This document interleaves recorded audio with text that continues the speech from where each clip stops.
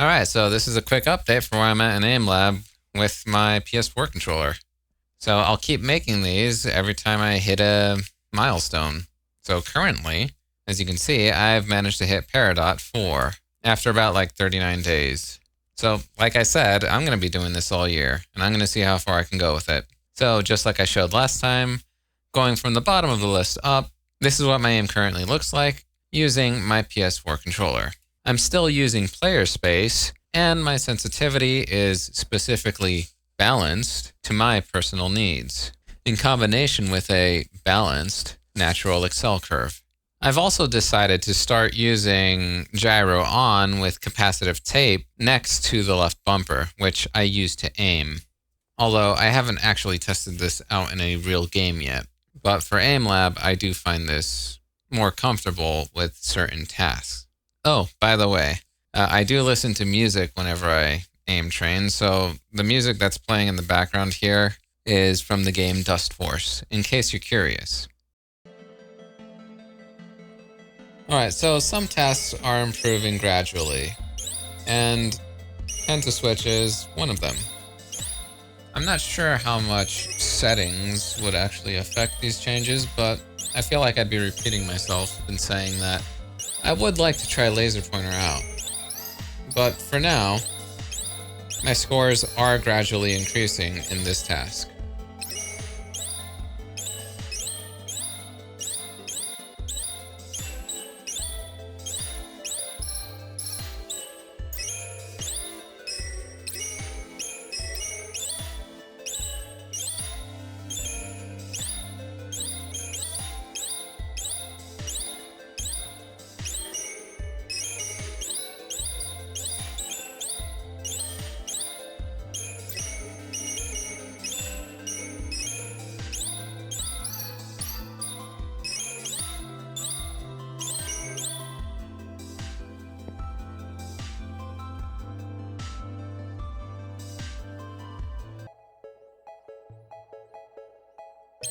As I've stated before, player space, or really any gravity-based style, will help flat horizontal tracking, and so I've been gradually improving in this task as well.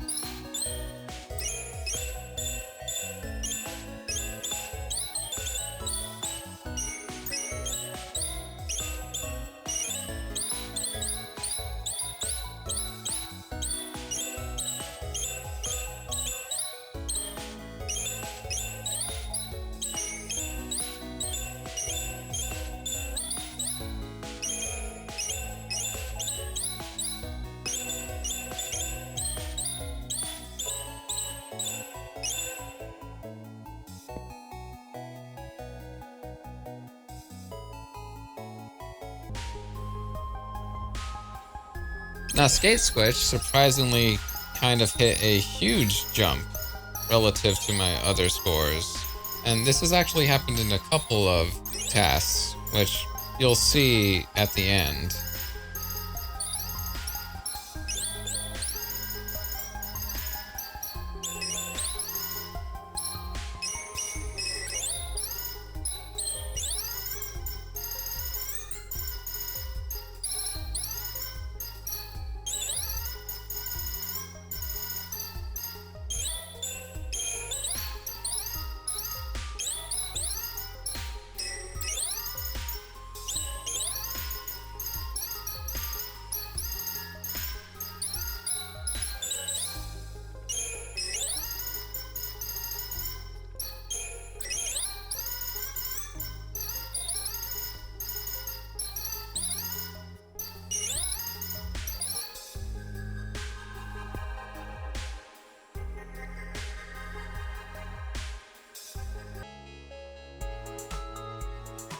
So, as I've kind of alluded to, because I'm using natural accel, I do not lower my sensitivity that far below 1:1. So what I'm doing right now is I basically just have the noise threshold at the exact amount where it will peak at 1:1 sensitivity. Because, as I've explained in my other videos, your starting sensitivity determines how heavy your initial gyro movement will feel.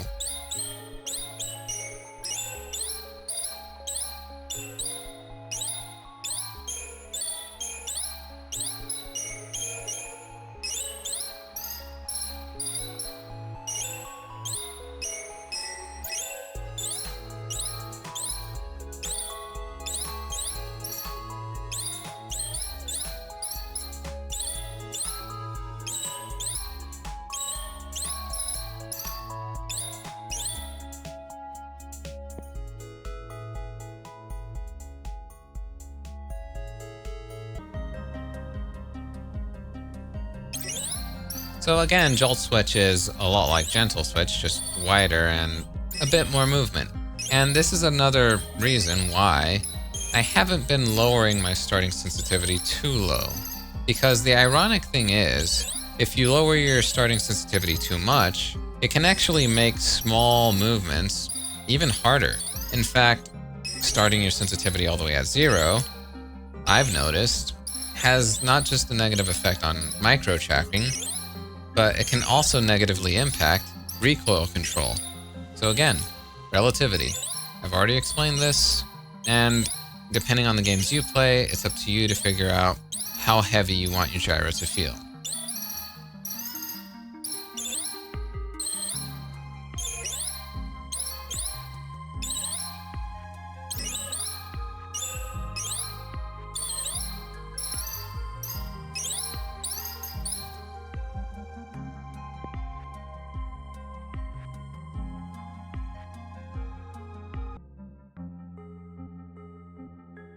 So, again, even without laser pointer, my Jumpswitch scores are still improving.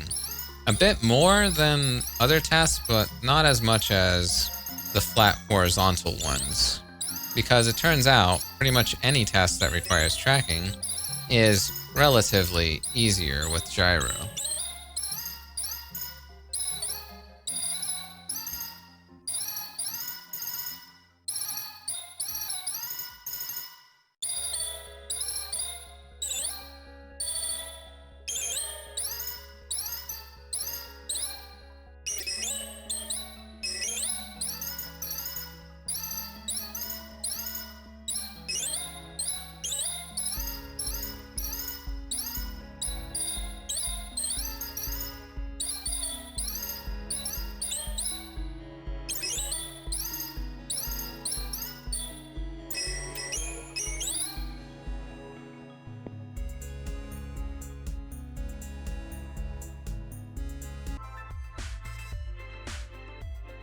So Curveswitch is one of the first tasks where, to be honest, my scores have barely moved. They have improved, but I have yet to actually crack the first tier necessary for this task. And I believe a big reason for this is because of just how skewed the scoring system is in Aimlab for these kinds of tasks, because Curveswitch, 6-shot, and Gridshot are extremely popular tasks. And I'm pretty sure Aimlab uses player scores to determine what actual scores it is you should be hitting. And so because so many people like playing these tasks, that's my guess as to why the scores are so heavily skewed on this one. But either way, I'll keep grinding away at this and I'll see how much I can improve.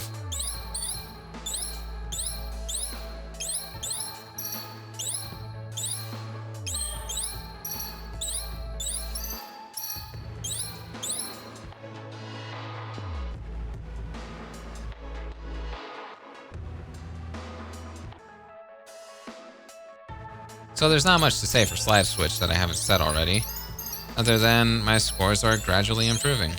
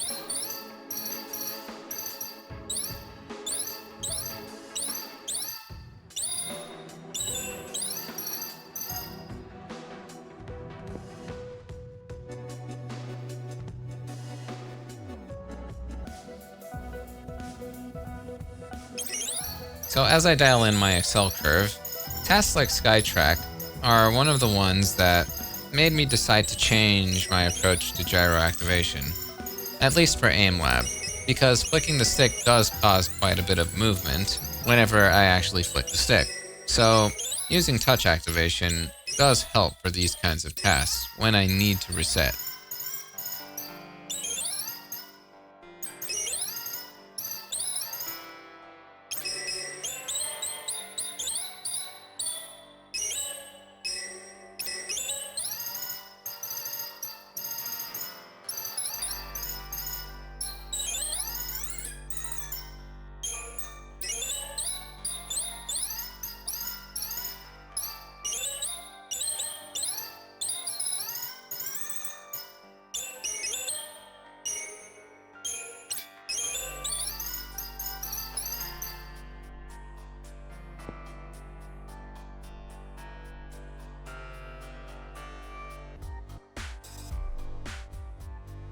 So with Dualtrack, I saw a massive jump in scores. And, well, again, I guess it's just because of the flat horizontal tracking.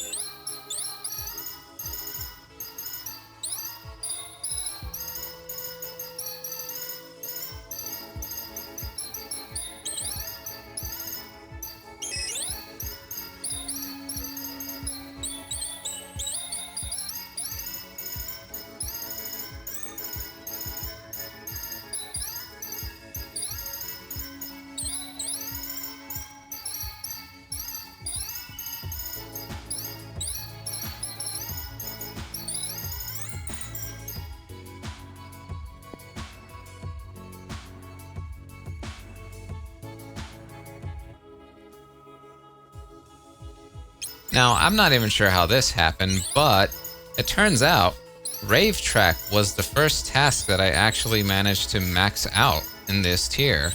I'm not sure what it is about this task, but yeah. So now I've moved on from the intermediate version of this task to the elite tier version.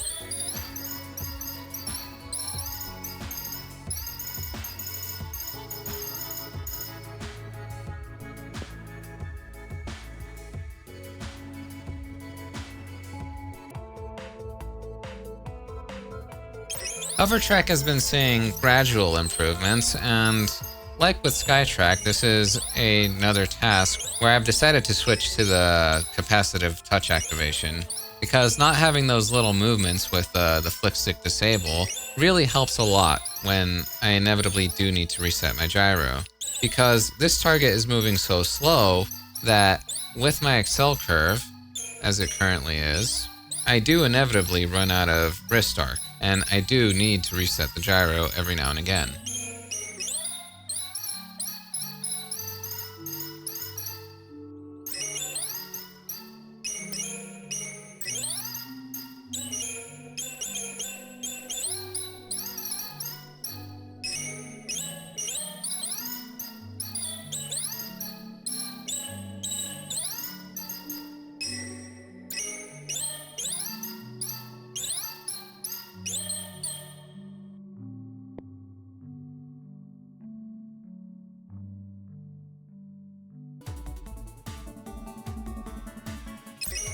Now, weirdly enough, even though Snitchtrack is faster than Hovertrack, the sphere is also bigger than Hovertrack. So this version has actually been improving more than Hovertrack.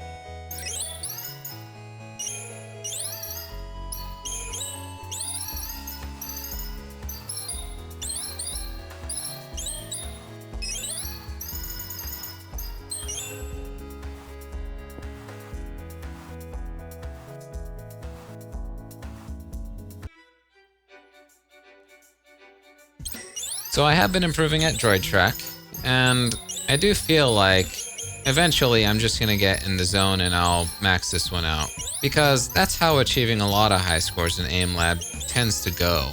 I'm really not trying to force high scores. I play casually to ensure that my actual average aim is what's being improved. So any day now, I feel that I'll probably max this out soon.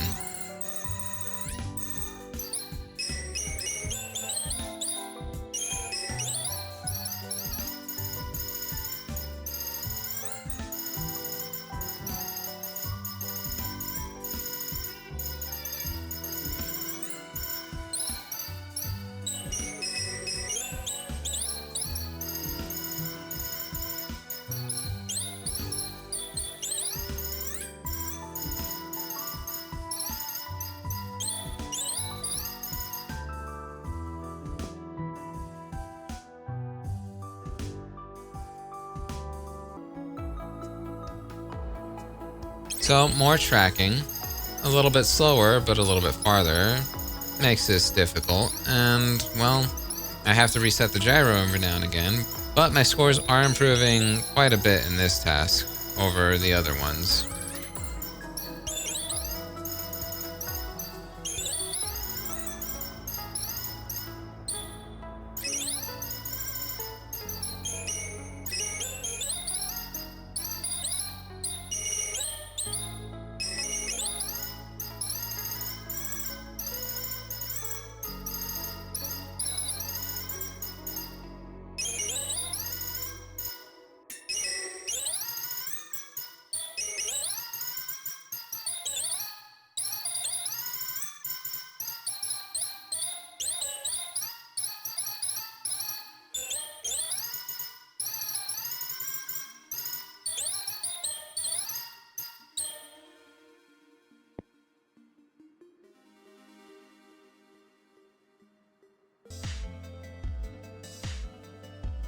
Bouncetrack is still pretty hard, but I have been getting better at it. So my scores actually are gradually improving in this task quite a bit. Not as much as the other tracking tasks, but definitely a lot more than what I was expecting.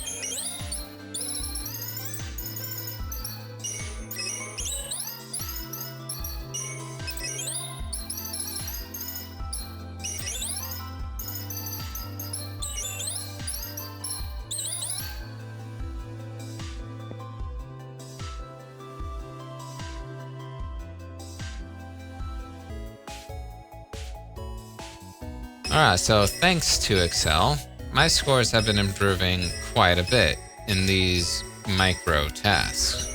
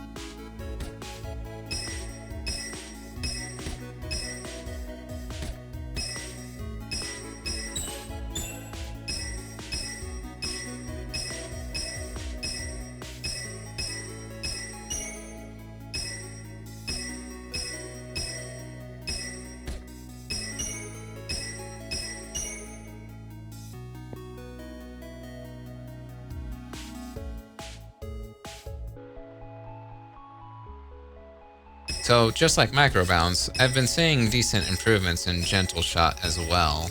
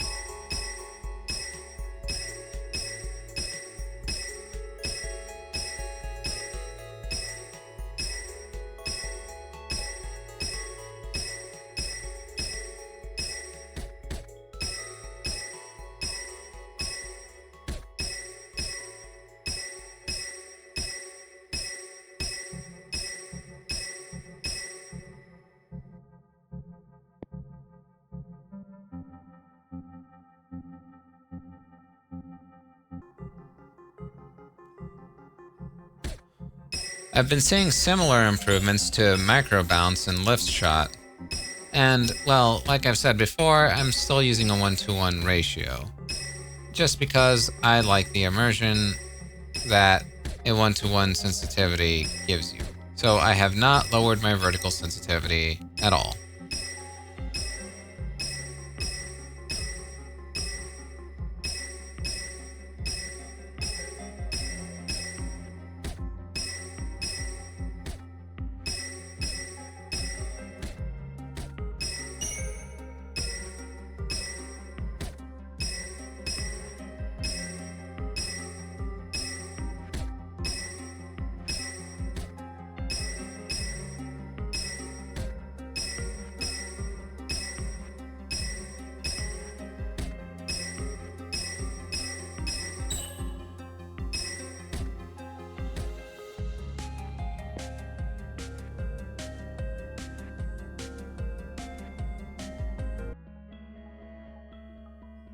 And so now I'm starting to repeat myself because I'm seeing decent improvements in Flyshot just like any other task.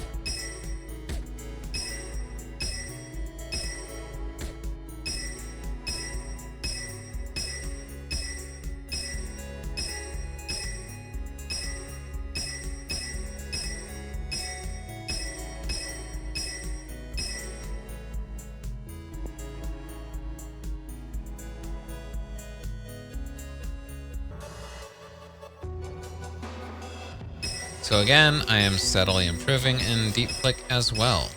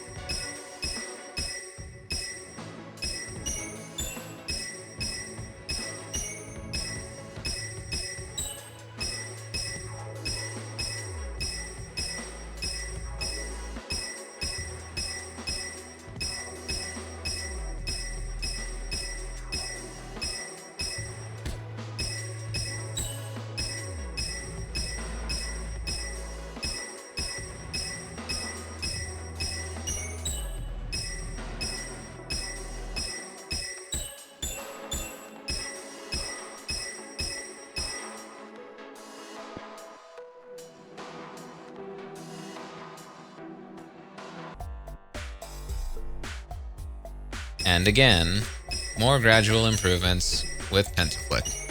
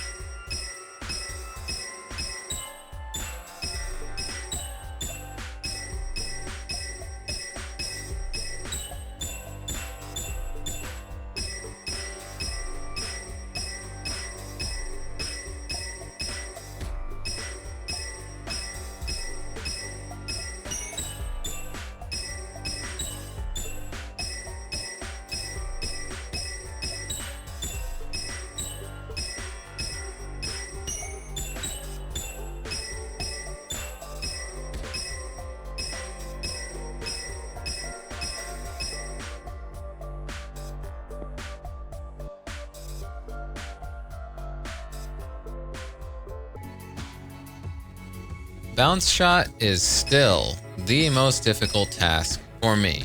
I'm beginning to realize a big part of why might just be psychological. Because personally, I've always had this weird habit of missing extremely easy shots in games. Like a target will be there right in front of me, standing still, and something in my brain will just cause me to flick off of them. And I don't know what it is. And I think this task kind of reveals what my problem is. So this is going to be the task that I have to focus the most on. And I feel that the scores here are limited not by my settings, but just by my actual mental block.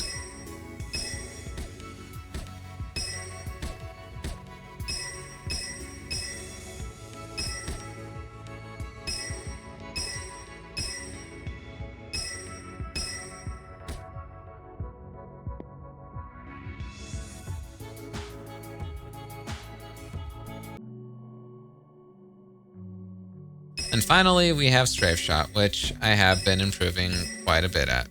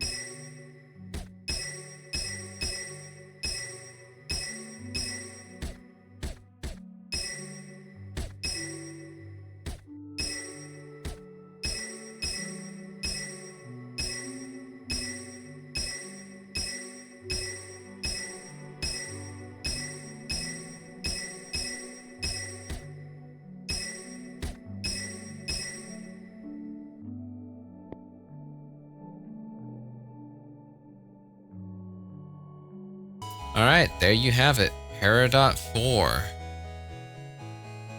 These are all my scores, and you can see how different a lot of my improvement has been in different types of tasks.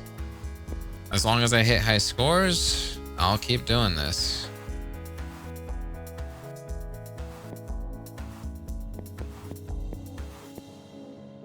And so this is where I'm sitting at currently in the rankings.